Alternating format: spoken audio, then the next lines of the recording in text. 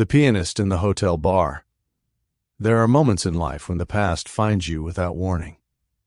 You can be walking through an airport, sitting in a restaurant, riding an elevator in a city you've never visited before, and suddenly something small pulls open a door you thought had long since closed. A voice, a scent, a song. For me, it was a piano. I was in Chicago that week for a conference. Nothing remarkable about the trip. I had been traveling for work most of my adult life, and hotel lobbies and conference halls had begun to blur together the way highway exits do when you've driven the same road too many times. The meetings ran late that evening. By the time I returned to the hotel, the lobby had quieted into that late-night calm that settles over big buildings after most of the guests have gone upstairs. There was a bar off to one side of the lobby. Soft lighting, a few scattered tables, the low murmur of conversation, and a piano. I hadn't planned on stopping, but something about the music reached me before I had even taken off my coat. The pianist was playing softly, something slow and reflective, the kind of melody meant to sit quietly beneath conversation rather than interrupt it. But the second I heard the first few notes, I stopped walking. The sound went straight through me. It wasn't possible. I stood there for a moment, listening, trying to convince myself I was mistaken. But I wasn't. I knew that melody the way a man knows the sound of his own name. The first few notes were enough.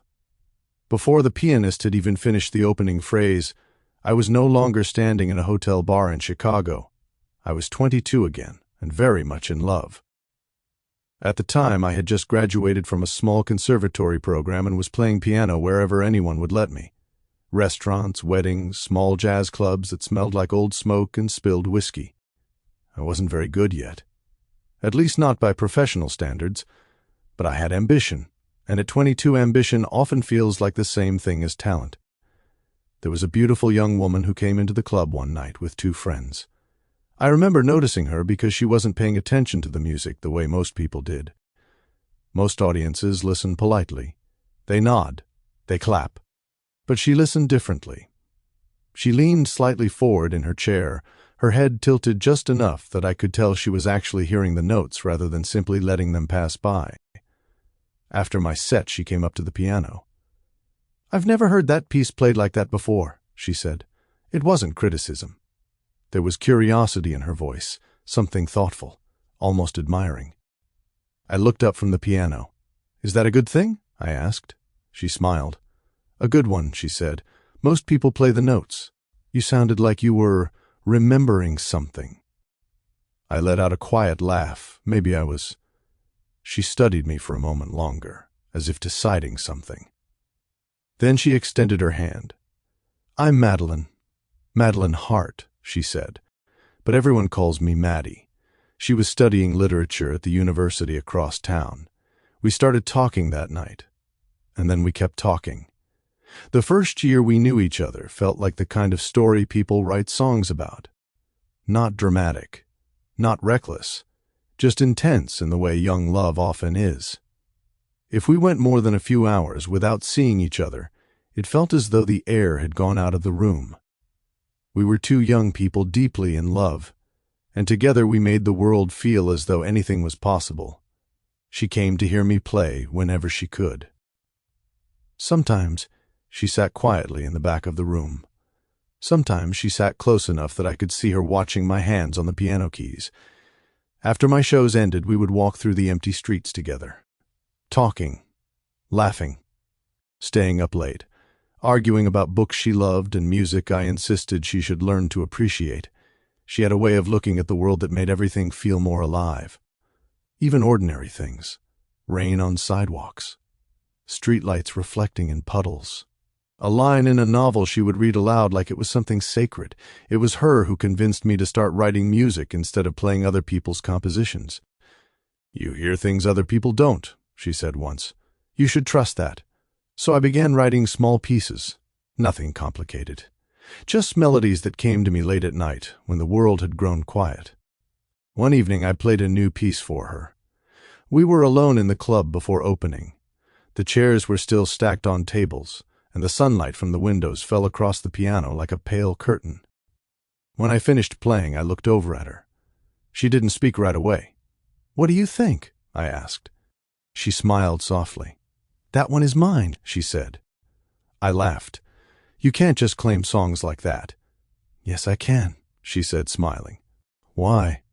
Because it sounds like you, she answered. I shook my head. What does that even mean? I said, laughing. It sounds like someone who loves deeply but doesn't know yet how fragile love is, she said softly. Then she leaned forward and kissed me.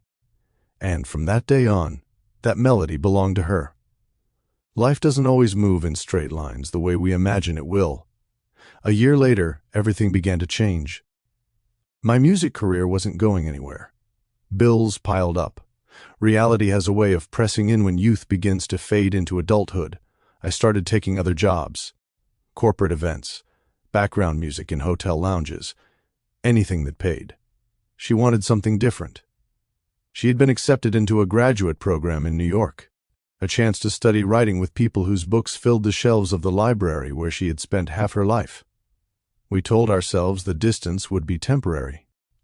A year. 2 at most. But deep down, I think we both knew. Love doesn't always survive the slow erosion of separate lives.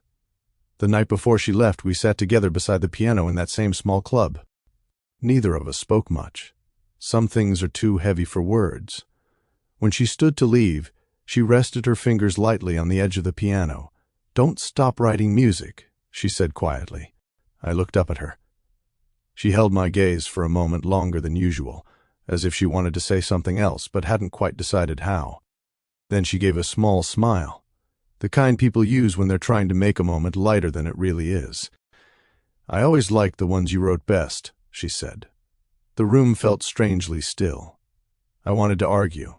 I wanted to tell her that New York wasn't that far away, that a year would pass quickly, that people who cared about each other always found their way back. But life rarely listens to the promises we make when we're young. She picked up her coat, hesitated for the briefest second, then leaned down and kissed my cheek. Take care of yourself, she said. And then she walked toward the door. I watched until she disappeared into the night. Standing in the hotel bar that night in Chicago, hearing that melody again after so many years, I felt the weight of those memories press into the present. The pianist continued playing. Her hands moved gracefully across the keys.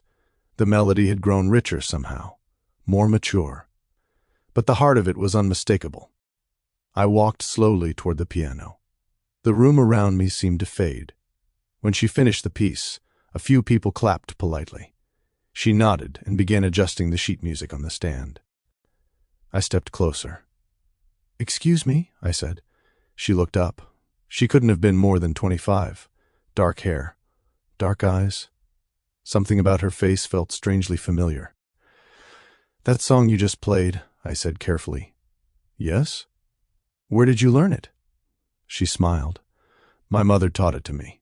The air seemed to leave the room. Your mother? I said, caught off guard. Yes. I hesitated for a moment before speaking. If you don't mind me asking, I said quietly, what was her name? She didn't seem surprised by the question. Madeline Hart, she said gently. The world grew very quiet. My mother loved that song, she added. I struggled to find my voice. Did she ever tell you who wrote it? I asked.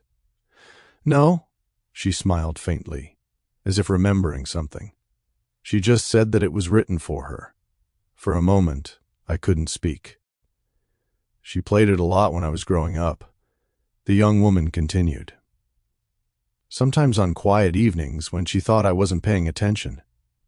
She glanced toward the piano. Why? She asked. Do you know it? I stared down at the piano keys. I hesitated for a moment. May I? I asked. Of course, she said, stepping aside and gesturing toward the piano. Slowly, I sat on the bench and placed my hands on the keys. For a moment they hovered there, unsure. Then I began to play. The melody returned to my fingers the way old memories return to the mind, tentatively at first, then with quiet certainty. When the last note faded, the room had fallen silent. The young woman looked at me with wide eyes. That's exactly how my mother used to play it.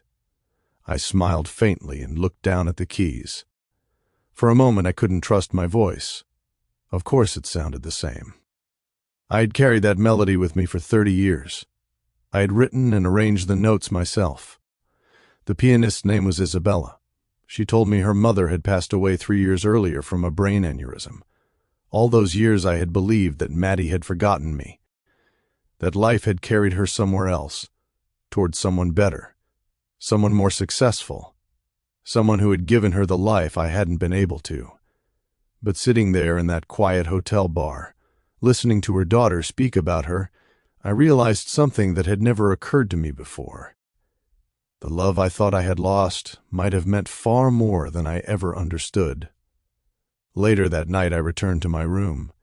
The city lights stretched across the window like distant stars. I sat in the dark for a long time thinking about the strange ways life folds the past back into the present. Some loves disappear quietly into memory. Others leave echoes that continue long after the people themselves are gone. And somewhere, in a hotel bar in Chicago, a young woman was still playing a song I wrote when I was 22. For years I believed Maddie had simply been one chapter of my youth. But now I know the truth. Sometimes the love we think we lost was never really lost at all. It was simply waiting for the music to find its way back to us again.